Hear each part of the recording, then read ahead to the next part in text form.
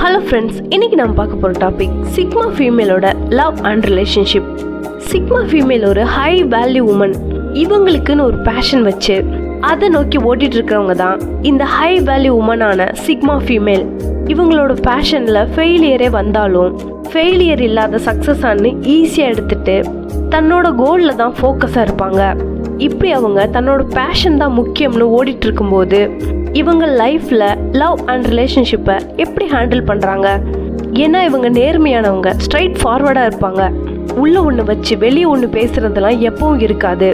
High value woman அவங்களோட உண்மையான opinion தான் கொடுப்பாங்க. இதை சொன்னால் இவங்க இப்படி நினைப்பாங்க, அவங்க அப்படி நினைப்பாங்க, அப்படியெல்லாம் அவங்க நினைக்க மாட்டாங்க. அவங்க நடுநிலையாக இருந்து இதுதான் உண்மை, இதுதான் சரின்னு மற்றவங்க மனசும் கஷ்டப்படாமல் அதை கரெக்டான வேல சொல்லுவாங்க. ஒரு உறவுக்கு ரொம்ப முக்கியமானதுன்னா அது உண்மையாக இருக்கிறது தான்.